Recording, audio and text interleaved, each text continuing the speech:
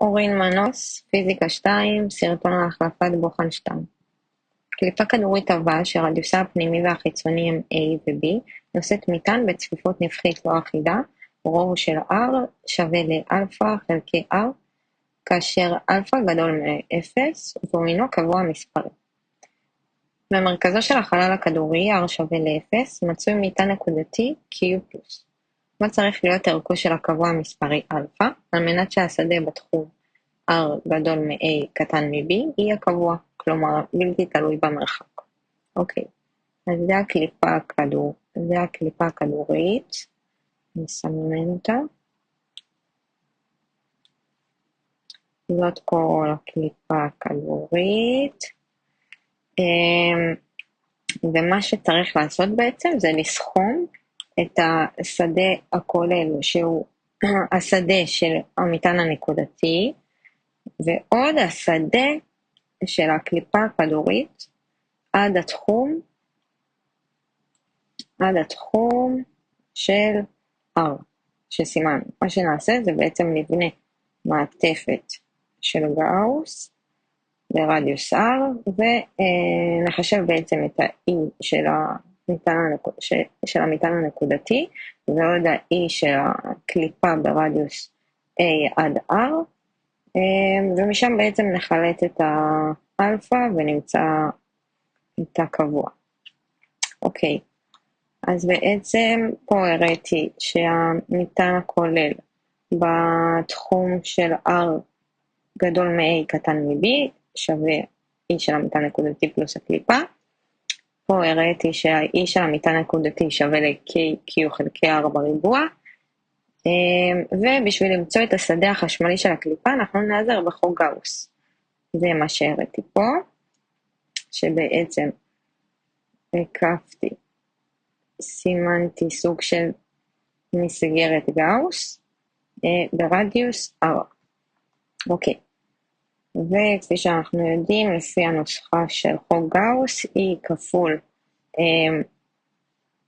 4 פאי R בריבוע שווה ל-4 אלפא K כפול ה-Q, שבעצם 4 פאי R בריבוע זה ה-dA, זה השטח שלנו, של הקליפה. אוקיי, מה שעשיתי פה בעצם זה החסרתי משני הצדדים, וזה מה שיצא לי, ה-E זה בעצם כמו המטען הנקודתי, רק שצריך למצוא את כל ה-Q'in שנכנסים בפנים. בשביל למצוא את ה-Q'in של הקליפה, בגבולות, כפי שאמרתי, צריך למצוא את כל ה-Q'in של הקליפה, אבל בגבול מ-A, שזה מפה עד לפה, כל ה-Q'in שנמצא במעטפת הזאת. אוקיי, נחזור. אז אמרו לנו שהצפיפות הנפחית בקליפה היא רוב של R שווה לאלפא חלקי R, ומשם אפשר להבין שה-dQ שווה לרוב כפול dV, וזה שווה לאלפא חלקי R כפול dV, בעצם זה 4 פאי חלקי R בריבוע. מפה בעצם עושים אינטגרל בשביל למצוא את כל ה-Q, אינטגרל ל-dQ, אז הראיתי פה שזה פי כפול רוב כפול dV, בגבולות שלנו, שהם A עד R. ומפה בעצם הצבתי את הנתונים שלי, חילצתי פה את הקבועים, ומה שנשאר לי זה לעשות בעצם אינטגרל על R של dr בגבולות האלה.